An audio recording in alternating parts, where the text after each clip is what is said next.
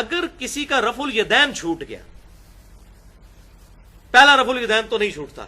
کیونکہ وہ نماز شروع کرتے ہوئے تو دماغ پھر بھی حاضر ہوتا ہے تھوڑا بہت، کیونکہ نیت کو حاضر کرنا تو ضروری ہے ذہن میں۔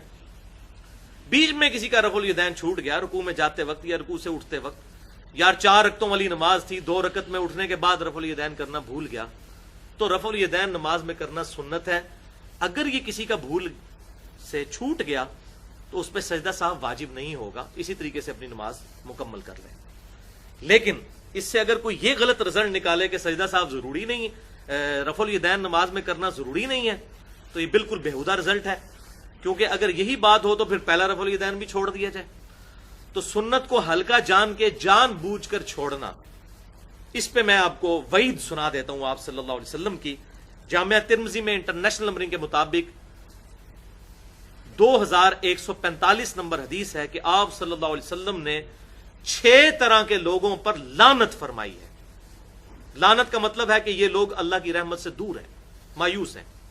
6 طرح کے لوگ، اور اس میں آپ صلی اللہ علیہ وسلم نے 5ویں نمبر پہ فرمایا میرے اہل بیت کے ساتھ ظلم کرنے والا۔ یہ کہتے نہیں فلاں پہ لعنت نہ کرو تو فلاں پہ لعنت نہ کرو، آپ صلی اللہ علیہ وسلم نے فرمایا میرے اہل بیت پہ ظلم کرنے والا، اس پہ اللہ کی لعنت۔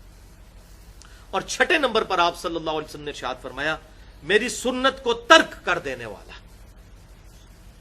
حقیر سمجھ کے جان بوجھ کے۔ اور عموماً جو لوگ رفع الیدین اس طرح چھوڑتے ہیں وہ پھر لوگوں کو کہہ رہے ہوتے ہیں معاذ اللہ یہ مکھیاں مارنا ہے، یا بت رکھ کے آتے تھے، یا یہ یا وہ۔ اس پہ میں نے پوری گفتگو کی ہے 2.25 گھنٹے کی، مسئلہ نمبر 70B کے نام سے رفع الیدین سے متعلق فرقہ وارانہ نظریات کا تحقیقی جائزہ، اس میں 8 علمی پوائنٹس اسی حوالے سے ڈسکس کیے ہیں، کسی کو شوق ہو تو وہ دیکھ لے۔ تو آپ صلی اللہ علیہ وسلم کی سنت کو ترک کرنے والا جان بوجھ کر اللہ کی لعنت کا مستحق ہے۔ اور دوسری حدیث صحیح بخاری میں انٹرنیشنل نمبر کے مطابق 791 نمبر ہے، سیدنا حذیفہ ابن یمان رضی اللہ تعالیٰ عنہ نے ایک شخص کو دیکھا کہ وہ نماز بڑی تیزی سے پڑھ رہا تھا اور رکوع اور سجدے صحیح طریقے سے ادا نہیں کر رہا تھا۔ آپ رضی اللہ تعالیٰ عنہ نے اسے فرمایا کہ تو نے تو نماز پڑھی ہی نہیں ہے، اور اگر تو اسی طریقے سے نماز پڑھتا رہا تو تو اس طریقے پر نہیں مرے گا جس طریقے پر اللہ تعالیٰ نے محمد صلی اللہ علیہ وسلم کو مبعوث کیا ہے، یعنی حضور صلی اللہ علیہ وسلم والی نماز نہیں ہوگی۔ تو مجھ سے کوئی پوچھتا ہے نا رفع الیدین کے بغیر نماز ہوتی ہے یا نہیں ہوتی، تو میں ایک ہی جواب دیتا ہوں کہ رفع الیدین کے بغیر جو نماز پڑھتا ہے وہ نبی صلی اللہ علیہ وسلم والی نماز نہیں ہوتی،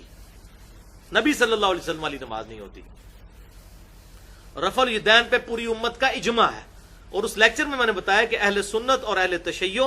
اہل سنت کے تمام آف شوٹس جتنے بھی ہیں، مالکی، حنبلی، شافعی، اہل حدیث سوائے حنفیوں کے، اور اہل تشیع کے تمام، سب کے سب متفق ہیں کہ رکوع میں جاتے وقت اور رکوع سے اٹھتے وقت آپ صلی اللہ علیہ وسلم کی سنت مبارکہ ہے رفع الیدین کرنا۔ باقی جسے شوق ہو تو وہ لیکچر دیکھے جو الحمدللہ ہزاروں لوگوں کی اصلاح کا سبب بنا ہے۔